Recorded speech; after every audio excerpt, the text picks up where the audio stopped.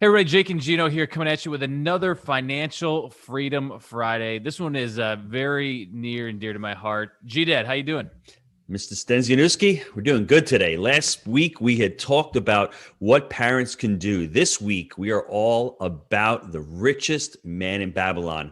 Now, what we love about this book, Jake and I, it's an easy book to read. It's a business parable. It's a story, and it's starting out your financial freedom. When I read this book, lights out. I completely understood it. I could do it, right? We're going to go through those 7 cures. Jake, what was your, epiphany moment about when you read the book?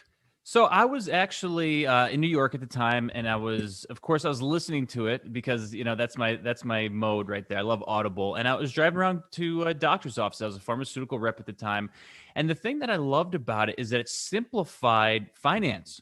I'm always like going around trying to like look under the rock and discover the secret, but there's no huge secrets. The Richest Man in Babylon actually breaks down finance in an enjoyable way, but such simplistic terms. So that was my aha moment, at the time, because I was going around and I'm like looking for this magical cure. But if you just follow the principles within this book and stay disciplined, it really works out well for you. So for me, it was more of a roadmap for financial freedom. It's not going to happen overnight, but you got to stick to it, and over time, you can really build upon it.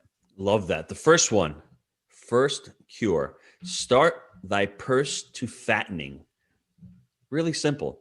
You need to start saving. Now, Yep. savings is not going to get you where you need to go, but you need to start. And what Jake and I, what we started doing right off the bat when we started reading this and we started working together, we took at least 10% of the income we made and we put it aside into what we call a financial freedom account. You start saving that money is, let's say you make $10 a week. You take one of those $10 and you put it aside. That is for you. That is for you to invest in deals, whether you're buying crypto, whether you're buying real estate, stocks, bonds, you're buying a business. That money is used to invest. And if you can't do 10%, start with 2%. Create the budget. And then once you start creating a budget for your life, you'll see that money start pouring in and going, wow, I had money that I was allocating foolishly or I was wasting. Now let me start recapturing that money. So start with whatever you can, but get up to 10% of your money. And then you'll see once that snowball effect starts, you'll be saving 20, 30, 40% of your income. But like I said, the most important thing about this is, everybody, when you start focusing on something, it grows. When you start putting money into an account and you start putting energy towards that account, what happens? It starts growing, and it won't happen overnight. It may take a little bit of time, but promise me, all of a sudden, 6 months from now, you'll be like, wow, I'm putting money in every week or every time I get my paycheck. It is growing. So number one, start thy purse to fattening. Gino, and then the really fun part of it, you talked about the snowball, is that when you start eliminating personal debt, you really see that snowball growing because you're not Yes. having those little incremental mortgages and car payments go out every month. And that snowball really starts to fly. And then that's when you get to 20, 30, 40, even 50% or more going back into savings and then repurposing it. But I'm not gonna spoil it. We'll get to that in a second. So Number two, Jake, control thy expenditures. Now, this does not mean to me live below your means. mhm. It means don't be foolish about the money you spend. Yes. Don't have instant gratification. If you can't afford that TV and you're going to go out and buy it on a credit card and pay 18% interest, don't do that. One thing that I had my epiphany with one of my mentors, and he's one of our partners. You have to look at certain things in life between a need and a want. I've spoken about this before, right? A house is a luxury. Cars are luxuries. Vacations are luxuries. We need to have them. We need to enjoy them, but control the expenditures on them. If you're not saving 10% of your income and you're doing all the other stuff, that's not wise. You're not going to become financially free. You're not going to become wealthy. And if you are, it's going to take you a lot longer to it. So number two, control the expenditures. Here's a classic example, and when you actually kind of let the silly stuff go. I'll give you an example from yesterday. I sold my Range Rover yesterday, the MIH Range Woohoo! Rover. But the reason I did it, honestly, was because I have a 2009 Dodge Ram and I have the Range Rover. I don't need two vehicles, and ultimately, I was getting annoyed at the amount of garage space that I had. And also, I'm looking at it saying, I drive like once or twice a week. What the hell am I doing with two vehicles? And I looked at the two of them.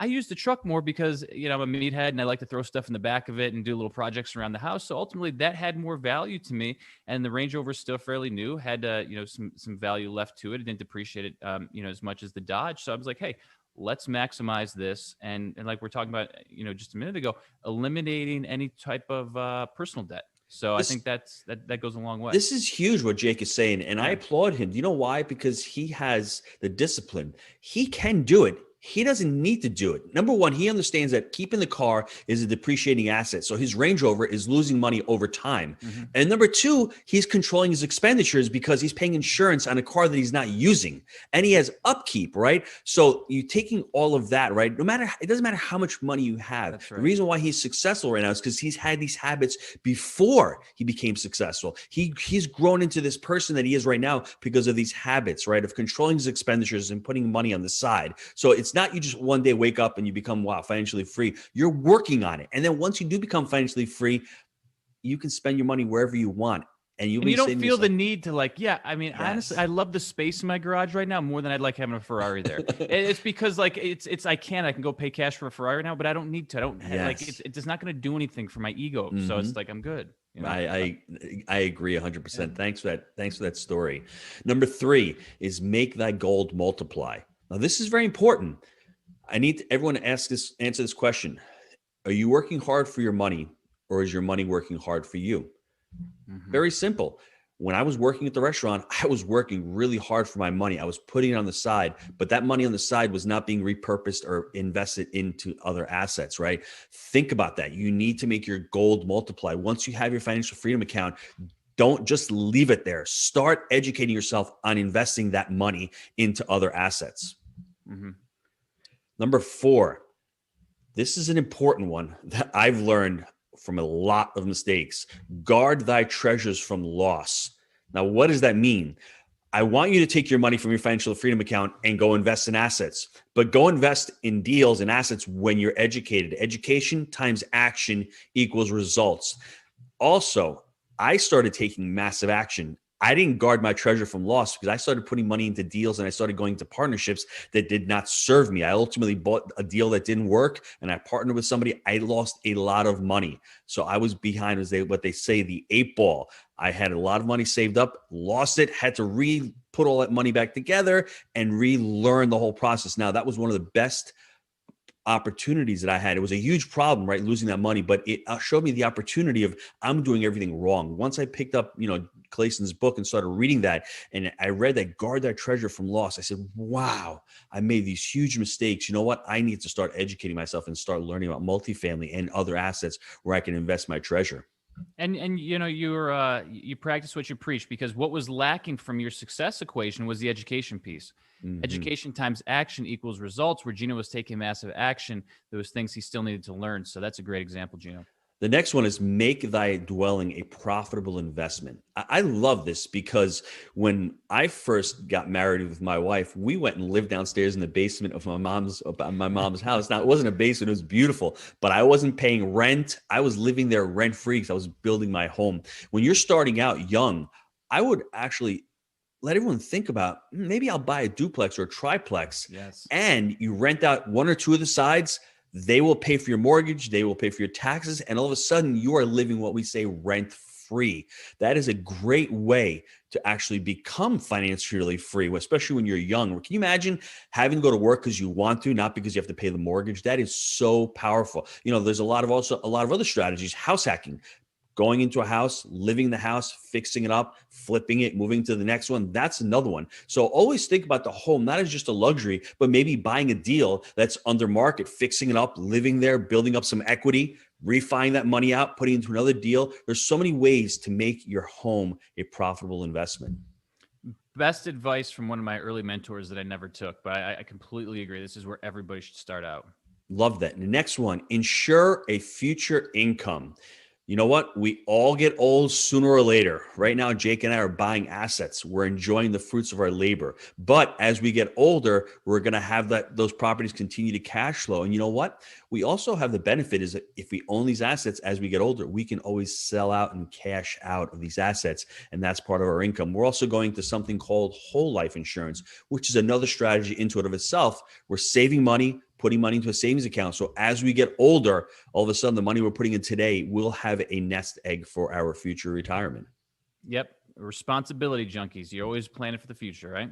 Yep. And the last one is increase thy ability to earn. This may be one of the most important ones because as you start getting older in life, it's all about growth. It's all about growing, having the growth mindset. I am reading Stephen Covey's book, The Secret Seven Habits of a Successful Person, right? It's amazing when he talks about character, right? You start growing as a person. And if you think you're going to graduate college and never read a book again, you're not going to become successful in life. You need to continue to reinvest in your education, continue to up your skills. Life is changing at such a rapid, pace right now that if you don't continue to educate yourself and continue to learn, you are going to be left behind.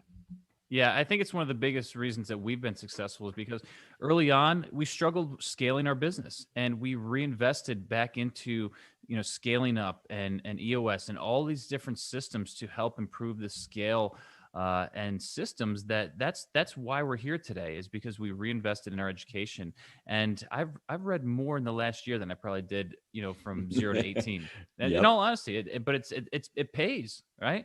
I wouldn't be Yes. doing. There's a serious ROI there, and that's why we do it. Yeah, So I agree. Listen, I challenge everyone listening to this right now.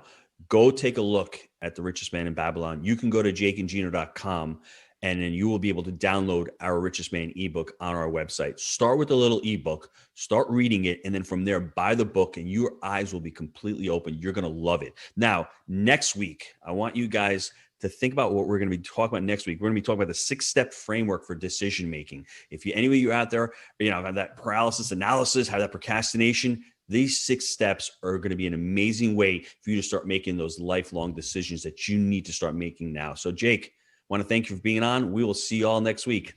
see you next time. Thanks.